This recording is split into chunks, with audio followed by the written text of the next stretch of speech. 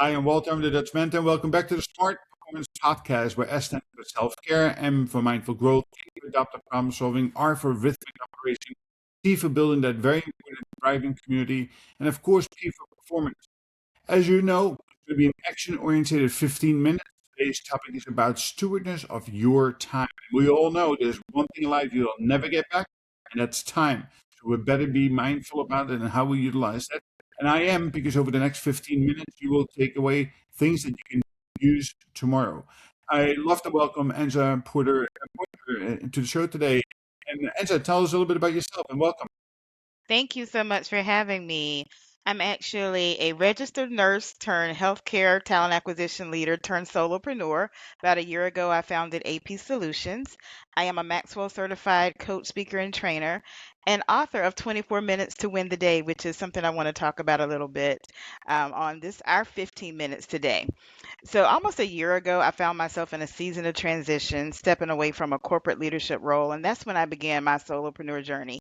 So, on my first day of being open for business, I had an experience that felt a little unfamiliar, and I'll tell you more about that a little bit later. But a clear and total calendar and inbox. My typical rhythm had been back to back meetings. I'm sure a lot of people can relate to this, sometimes being double and triple booked, sea of emails waiting, but suddenly everything was blank at this point.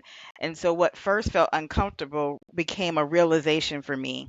And that was my reset button and a chance for me to do things differently. That's what sparked me writing the book 24 Minutes to Win the Day. And it's become more than just a book, but it's become a lifestyle. And that's what we'll be talking about in our time today.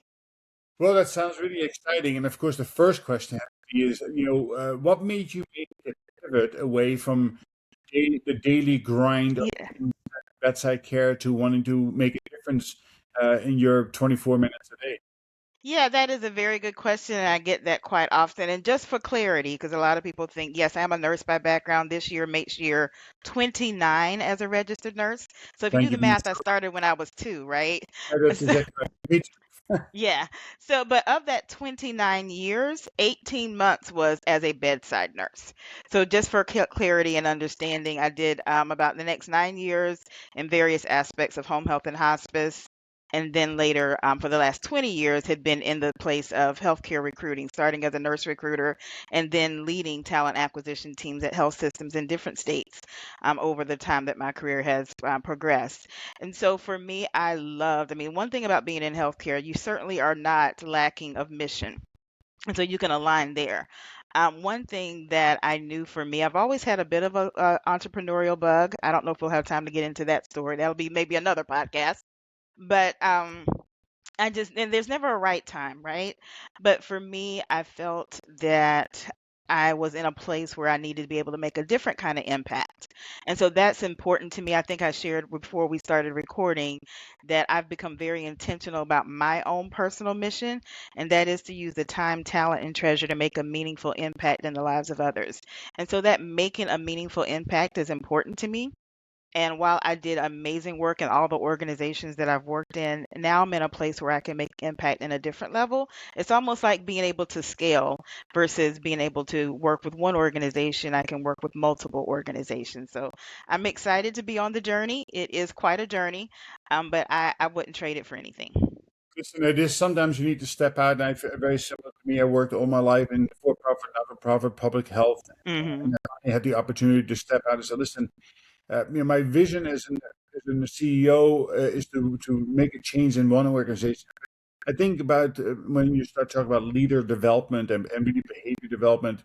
I think I'm able to make a greater impact across more than one organization, which gives me great joy, and of course gives me great flexibility to exercise my other love of flying airplanes and helicopters. So I can do Oh, both. that's That's cool. a beautiful part about entrepreneurship and making sure that you're a great steward of your time. So let's dive into that topic. What made you feel that this was the area of your focus, and why was that so very important? And after that comes out a deep personal. Yes. So one thing that I've noticed is sometimes, particularly, and well, we both come from a healthcare background, we wear busyness as a badge of honor. Everybody talks about how busy they are. I actually was thinking this morning, I need a either physical jar or a virtual jar for every time I hear someone say to me, "Oh, I'm so busy. Things are so chaotic." I actually get emails, actually a couple of this week, where the first thing is, "Oh, sorry for the late. It's been so busy." So if you happen to be listening and one of the people that sent me that email, I'm not calling you out here, but just making a statement that we're dealing with so much. There's a lot happening, but at the end of the day, we all get the same amount of time. No, no more. No, it's 24, not 23, not 26. 24 hours is what we get. And so I think of kind of three things when I think about this whole busyness. Is number one, it's really not a time problem. It's really more of an attention problem. And the first thing I think is we have fragmented attention.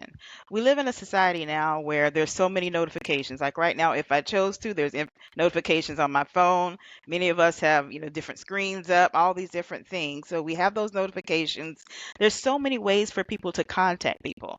Back in the day, it was folks had a home phone. I remember that. Then there was like pagers, and then and I may kind of date myself here, but I do remember pagers and cell phones, and now you have so many things. When emails came out, and you have multiple email addresses, because I personally have 5 different ones I'm managing, but I am stewarding those well. And then constant interruptions. So that's the first thing I think is fragmented attention. Secondly, is we have what I was referred to as reactive work days or reactive days, period. I don't know about you. I personally do not do this anymore, but I have lived in the day where first thing you do, you wake up in the morning, you pick up your phone, and you're reacting to what's on your phone. Whereas I start my day and I'm like, I have authority over this day. These are the 24 hours I've been given. They're going to work for me. One thing I say now quite often is my minutes have a mission. Every single minute has a mission.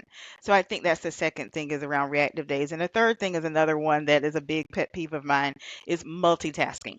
It's really no such thing as true multitasking because what you're doing is task switching. Say that real fast.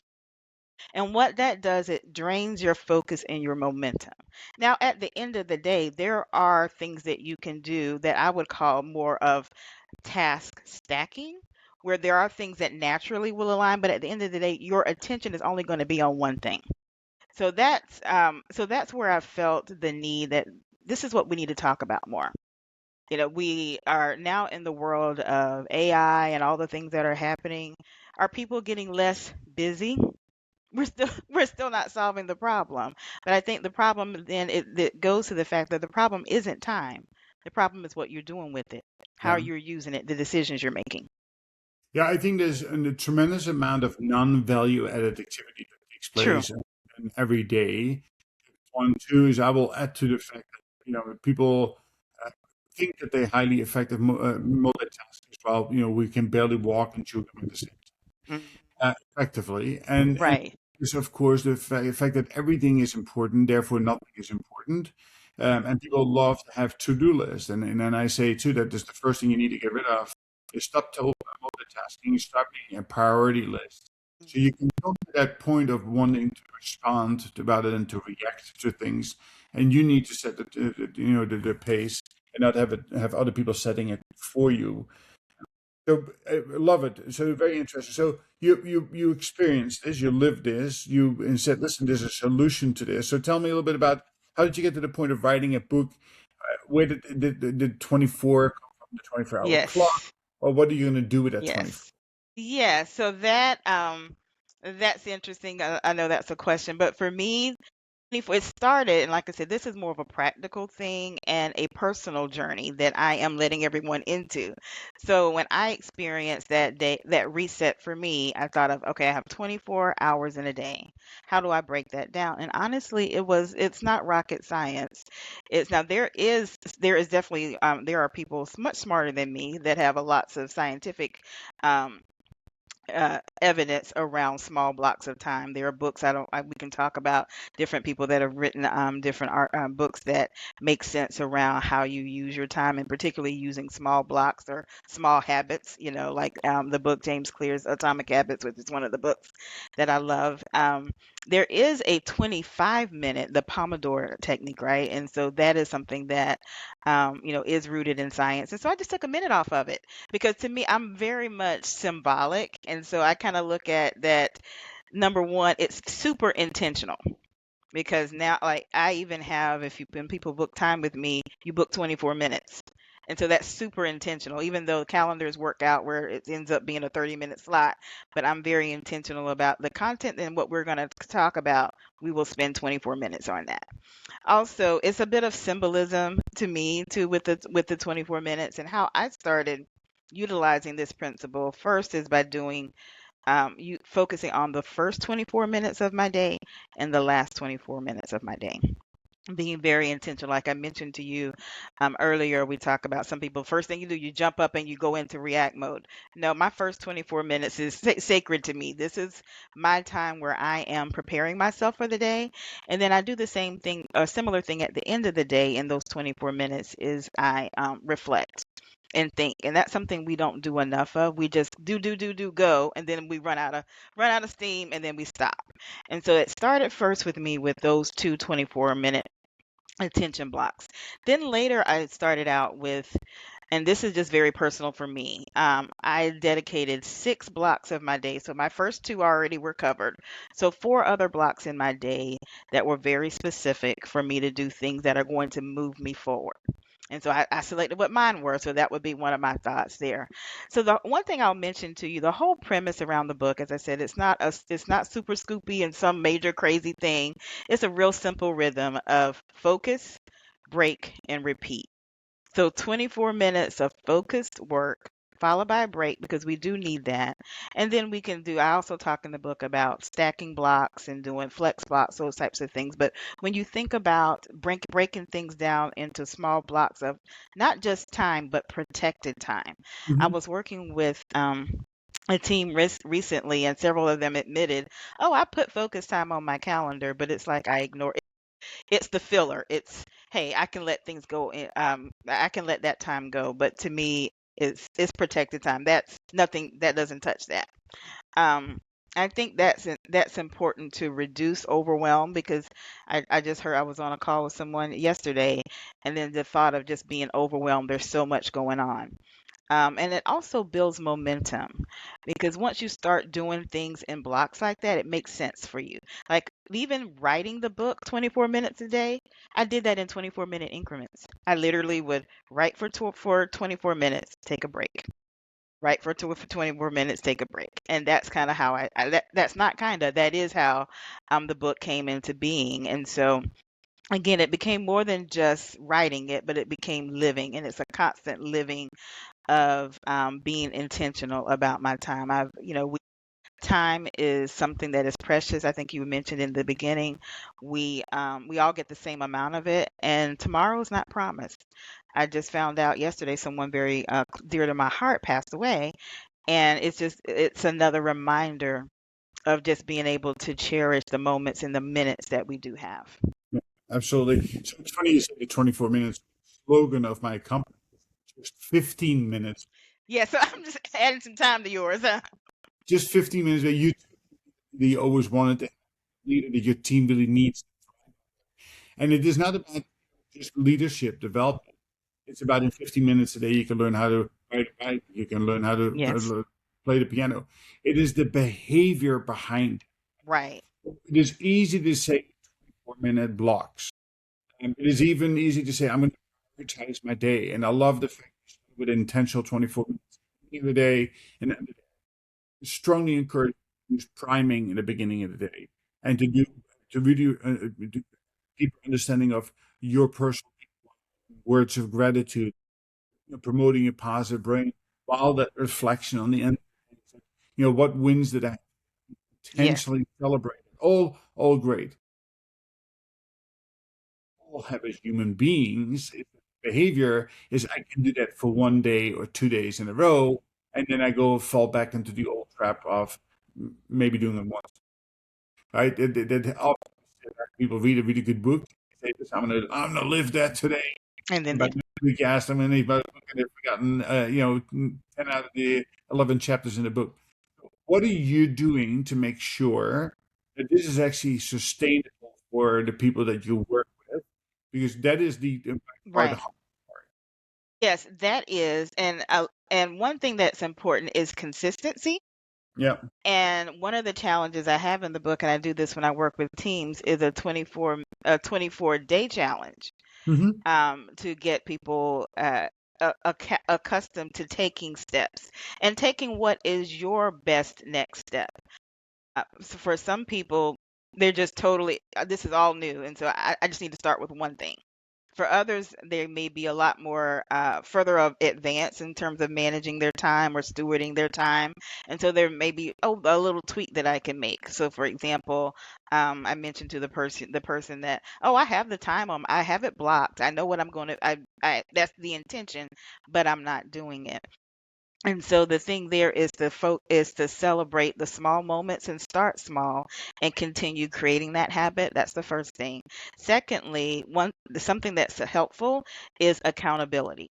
And then you can do that from an accountability standpoint with teams. That's the one thing that I like to do with working with teams. I do 24-minute team execution sessions. So that is what we're doing. We do it over typically 4 weeks, but what I do, I call my business AP Solutions for a reason. I find whatever solution it is for you. So it's not necessarily fully cookie cutter, but that's the other part too. When you begin to have accountability with your teams, or then begin, and this is something that I'm exploring and expanding into, Walter, and you'll, though those on this podcast will hear it first. Came to my head too, is not only working with teams but also working with individuals and cohorts who want to take this step, and being able to have that accountability and have that support, and then also recognize, you know what, you're going to miss it sometimes. You're going to have a day where it's like, oh my goodness, I didn't start with intention. The day just happened. It just went away from me. And instead of feeling defeated and like, oh, I can't do this, you just get up and start back. Oh, just pick back up where you're going.